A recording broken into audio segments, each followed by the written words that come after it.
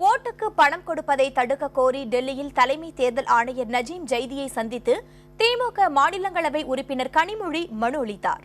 பணம் கொடுப்பதை தவிர்க்கும் பொருட்டு பறக்கும் படைகளை அமைக்க வேண்டும் என்றும் அவர் வலியுறுத்தினார். இதில் சுங்க அதிகாரிகள், வருமான வரித்துறை அதிகாரிகள் ஆகியோரையும் ஈடுபடுத்த வேண்டும் எனவும் அவர் கோரிக்கை விடுத்தார்.